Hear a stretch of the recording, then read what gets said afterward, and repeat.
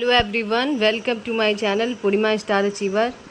कल हम लोग हिंदी साहित्य का इतिहास में हिंदी साहित्य का विभाजन कितने खंडों में किया गया ये जाना था और पहला काल आदिकाल के बारे में विस्तार पूर्वक अध्ययन किया था। तो आज हम लोग आगे बढ़ेंगे और दूसरा काल पूर्व मध्यकाल मतलब भक्ति काल के बारे में अध्ययन करेंगे। तो चलिए शुरू करते हैं। सबसे पहले हम ये जान लेते हैं कि भक्ति शब्द की उत्पत्ति किस धातु से हुई है। तो भक्ति शब्द की उत्पत्ति भज धातु से हुई है। भक्ति के आदि आचार्य रामानुज माने जाते हैं। भक्ति के आदि आचार्य रामानुज माने जाते हैं। अगला पॉइंट है, जॉर्ज गियर्सन ने भक्ति काल को हिंदी साहित्य का स्वर्ण काल कहा। मतलब अगर क्वेश्चन में ये पूछ लिया जाए कि हिंदी साहित्य का स्वर्ण काल किस युग को कहा जाता है तो वो क्या होगा, भक्ति काल। फिर आचार्य रामचंद्र शुक्ल जी ने पूर्व मध्यकाल को भक्ति काल कहा। एक बार फिर से समझ लेते हैं। जॉर्ज ग्रियर्सन ने भक्ति काल को हिंदी साहित्य का स्वर्ण काल कहा और आचार्य रामचंद्र शुक्ल ने भक्ति काल पूर्व मध्यकाल को भक्ति काल कहा। अब हम लोग जानते हैं कि भक्ति काल को कितने भागों में बांटा गया। तो भक्ति काल को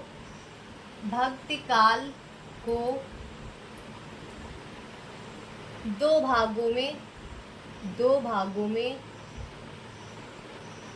बांटा गया। कितने भागों में बांटा गया? 2 भागों में। कौन कौन से हैं? चलिए एक ग्राफ से समझते हैं। भक्ति काल, इसको 2 भागों में बांटा गया। कितने भागों में बांटा गया? 2 भागों में। 2 भागों में बांटा गया। एक है निर्गुण काव्य धारा और दूसरा है सगुण काव्य धारा। सगुण काव्य धारा, निर्गुण काव्य धारा और सगुण काव्य धारा। अब इन दोनों के 2-2 पार्ट हैं। तो निर्गुण काव्य धारा को भी 2 भागों में विभक्त किया। एक है ज्ञानाश्रयी शाखा और दूसरा है प्रेमाश्रयी शाखा।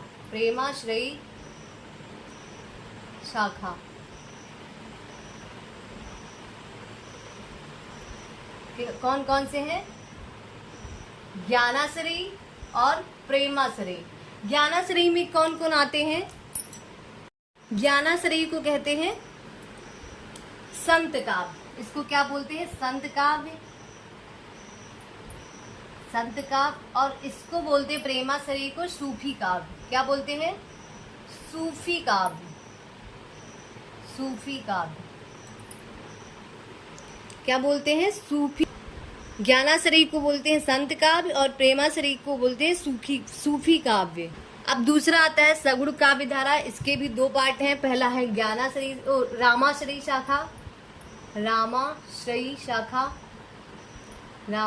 शाखा और दूसरा है कृष्णाश्रयी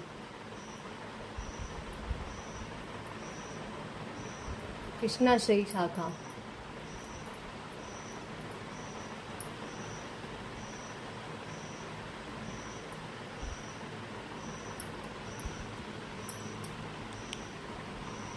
भक्ति काल को 2 भागों में विभक्त किया गया। एक निर्गुण काव्य धारा और सगुण काव्य धारा। निर्गुण काव्य धारा को भी 2 पार्ट में डिवाइड किया गया। एक ज्ञानाश्रयी शाखा, एक प्रेमाश्रयी शाखा। ज्ञानाश्रयी को संत काव्य कहते हैं और प्रेमाश्रयी को सूफी काव्य बोला जाता है। सगुण काव्य धारा दूसरा, ये भी 2 भागों में विभक्त किया। एक रामाश्रयी शाखा और दूसरा कृष्णाश्रयी शाखा। तो सबसे पहले पढ़ते हैं पहला निर्गुण काव्य धारा। तो निर्गुण काव्य धारा की कुछ विशेषता है, उसको समझ लेते हैं। इस काव्य धारा में इस युग में निराकार ईश्वर की उपासना की जाती। मतलब ईश्वर का जो रूप होता था वो निराकार होता था। निराकार रूप में ईश्वर की उपासना की जाती थी। जाति प्रथा का विरोध किया गया और हिंदू मुस्लिम एकता पर बल दिया गया। निर्गुण काव्य धारा में क्या हुआ कि निराकार ईश्वर की उपासना पे की जाती थी और जाति प्रथा का विरोध किया गया और हिंदू मुस्लिम एकता पर बल दिया गया। निर्गुण काव्य धारा को 2 भागों में विभाजित किया गया। कितने? 2 भागों में बांटा गया।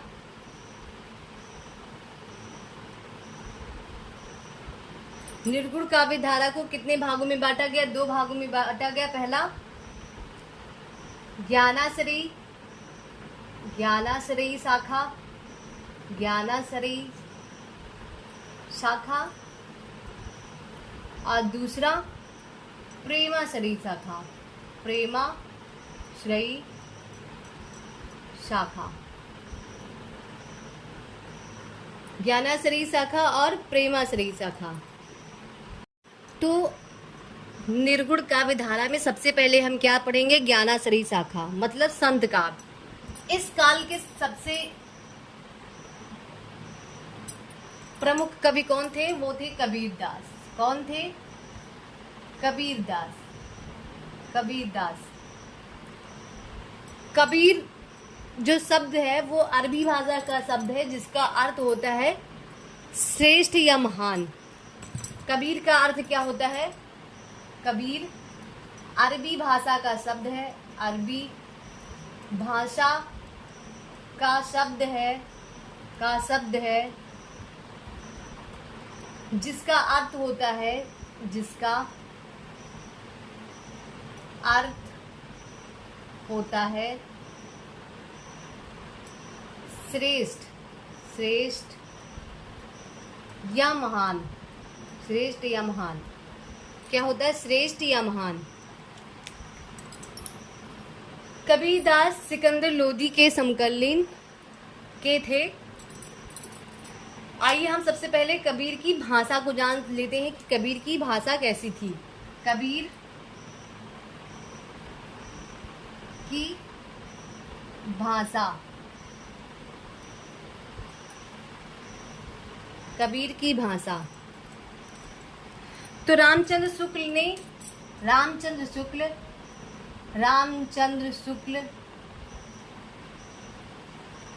इनकी भाषा को क्या बताया? सदुक्कड़ी। रामचंद्र शुक्ल ने इनकी भाषा को क्या बताया कि कबीरदास की भाषा सदुक्कड़ी है। और श्याम सुंदर दास ने बताया, श्याम सुंदर दास ने बताया कि इनकी भाषा पंचमेल खिचड़ी है। पंचमेल खिचड़ी मतलब सब कुछ मिक्स है, पंचमेल खिचड़ी है। मतलब कबीरदास की भाषा कैसी है? सदुक्कड़ी है। और ये किसने पूछा? ये किसने कहा? ये रामचंद्र शुक्ल ने कहा। और कबीरदास की भाषा पंचमेल खिचड़ी है, ये किसने कहा? बाबू श्याम सुंदर दास ने कहा। चलिए आगे बढ़ते हैं और ज्ञानाश्रयी शाखा के कुछ कवियों और उनकी रचनाओं के नाम जान लेते हैं। मैं बहुत ही विस्तार से आप सभी को नहीं बता रही हूँ क्योंकि मैं वही बता रही हूँ जिससे ज़्यादा क्वेश्चन पूछा जा रहा है और जो ज़्यादा इम्पोर्टेंट है वही चीज़ें मैं आपको बता रही हूँ। मैं सभी कवियों के बारे में विस्तार पूर्वक नहीं बता रही हूँ, बस जो मेन पूछा जाता है तो मैं वही बता रही हूँ। तो अब हम लोग जानेंगे कि ज्ञानाश्रयी शाखा के कवि और उनकी रचनाएं। तो ज्ञानाश्रयी शाखा के कवि एक तरफ कवि हैं और एक तरफ रचनाएं हैं। तो चलिए जान लेते हैं। तो पहले कवि हैं कबीरदास, जिनकी रचना का नाम है बीजक और साकी शब्द रामायणी इसी में समाहित करा दिया गया है। मतलब तीनों मिला के जो एक, मतलब तीनों को मर्ज करा के एक नाम दे दिया गया, वो है बीजक। बीजक में कितने पार्ट हैं? 3, साखी शब्द रामायणी। फिर अगले कवि आते हैं रैदास, जिनको रविदास भी बोलते हैं, इनकी रचना का नाम है बानी। फिर आते हैं दादू दयाल, इनकी रचना का नाम है अंगबधू। फिर आते हैं मलूक दास, इनकी रचना है रत्न खान ज्ञानबोध। और फिर आते हैं सुंदर दास, तो इनकी रचना का नाम है सुंदर विलाप। मतलब कबीर की रचना का नाम है बीजक, जिसमें साखी शब्द रामायणी मर्ज है। फिर आते हैं रैदास, इनकी रचना का नाम है बानी। दादू दयाल अंगबधू। मलूक दास की रचना का नाम है रत्न खान ज्ञानबोध। और सुंदर दास की रचना का नाम है सुंदर दयाल। और एक चीज़ हम लोग जान लेते हैं कि डॉक्टर हजारी प्रसाद द्विवेदी जी ने कबीरदास को वाणी का डिडक्टर कहा। मतलब ये क्वेश्चन बहुत पूछा जाता है कि वाणी का डिडक्टर किसने कबीरदास जी को कहा, तो वो हजारी प्रसाद द्विवेदी जी ने कहा। निर्गुण काव्य धारा में दूसरा जो शाखा है वो प्रेमाश्री शाखा है, और प्रेमाश्री शाखा के प्रमुख कवि जो हैं वो हैं मलिक मोहम्मद जायसी। इसमें प्रेम से ईश्वर की प्राप्ति होती है, मतलब इन लोगों का क्या मानना था कि प्रेम से ही ईश्वर की प्राप्ति होती है, मतलब जो मार्ग था वो प्रेमाश्री मार्ग था।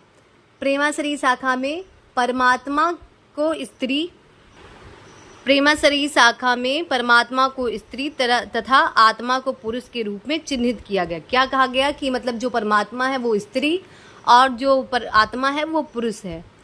प्रेमाश्री शाखा में कवियों ने मसनवी शैली का प्रयोग किया। एक बार फिर से समझ लेते हैं। इसके प्रमुख कवि मलिक मोहम्मद जायसी जी। प्रेम से ईश्वर की प्राप्ति बताई गई, मतलब इन लोगों का मानना था कि ईश्वर सिर्फ प्रेम के माध्यम से मिल सकते हैं। प्रेमाश्री शाखा में परमात्मा को स्त्री तथा आत्मा को पुरुष के रूप में चिन्हित किया गया। इस शाखा में कवियों ने मसनवी शैली का प्रयोग किया। चलिए आगे बढ़ते हैं और प्रेमाश्री शाखा के कवि और उनकी रचनाओं के बारे में जान लेते हैं। तो चलते हैं, प्रेमाश्री शाखा के कवि और उनकी रचनाओं के बारे में जान लेते हैं। एक तरफ कवि हैं और एक तरफ रचनाएं हैं, और इस शाखा से संबंधित जितने भी कवि हैं और उनकी जो रचनाएं हैं उससे क्वेश्चन आते ही आते हैं, तो इसलिए बहुत अच्छे से समझ लीजिए। पहले कवि हैं मलिक मोहम्मद जायसी जी। इनकी रचना का नाम बहुत ही प्रसिद्ध है, इनकी रचना वो है पद्मावत। फिर दूसरी रचना है अखरावट, आखिरी कलाम कन्हावट और चित्ररेखा, ये इनकी रचना है। फिर दूसरे कवि हैं मुल्ला दाऊद, इनकी रचना है चंद्रायन। फिर है कुतुबन की रचना है मृगावती। फिर आते हैं ईश्वरदास, इनकी रचना का नाम है सत्यवती कथा। फिर आते हैं मंझन, और इनसे कई सारे क्वेश्चन कई बार पूछा गया है।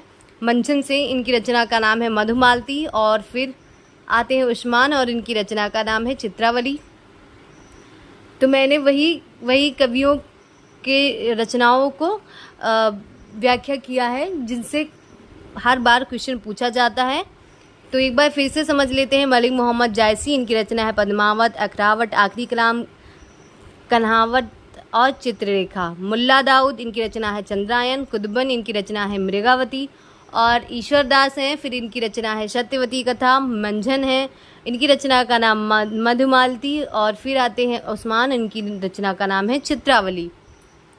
हम लोगों ने निर्गुण काव्य धारा के दोनों भागों को अच्छे से जान लिया है कि ज्ञानाश्रयी और प्रेमाश्रयी, इन सभी शाखाओं के बारे में अच्छे से पढ़ लिया। अब हम दूसरा मतलब भक्ति काल के दूसरे भाग के बारे में जानेंगे, जो है सगुण काव्य धारा। सगुण काव्य धारा, इसमें ईश्वर के मूर्ति रूप की उपासना। इसमें क्या हुआ, ईश्वर के मूर्ति रूप की उपासना।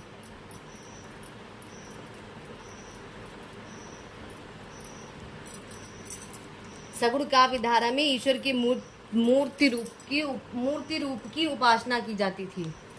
इसको दो भागों में विभक्त किया गया। पहला था रामाश्रयी और दूसरा है कृष्णाश्रयी।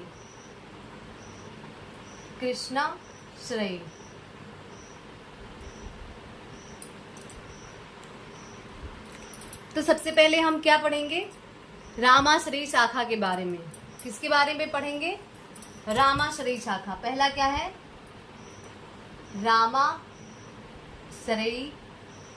रामाश्रयी शाखा।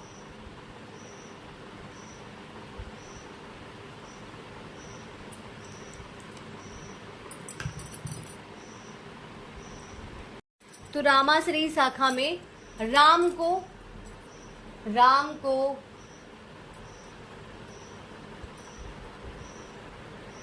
को ईश्वर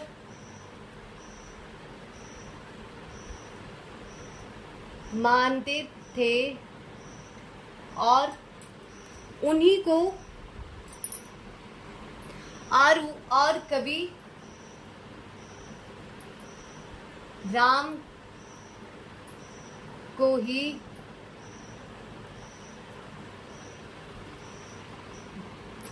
अपना आराध्य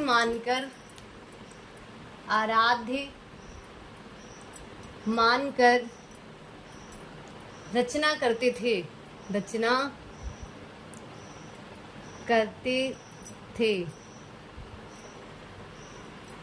रामासरई शाखा के जो प्रतिनिधि कवि थे, जो प्रमुख कवि थे, वो कौन थे? प्रमुख कवि वो थे तुलसीदास।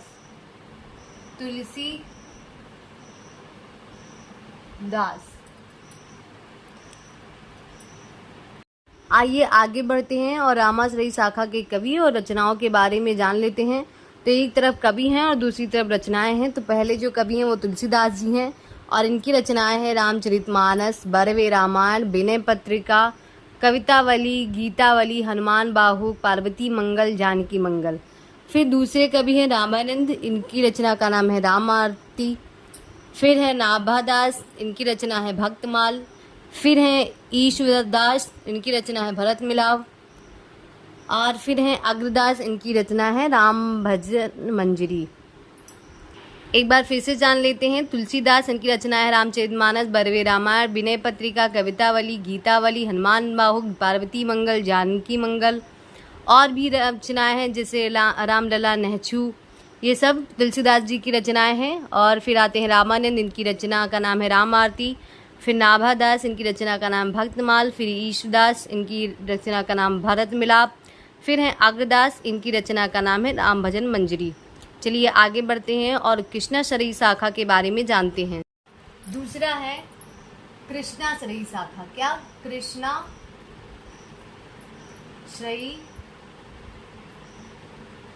कृष्णाश्रयी शाखा।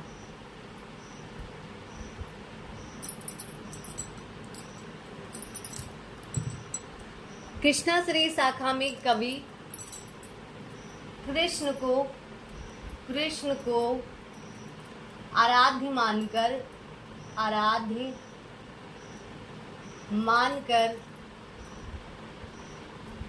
रचना करते थे।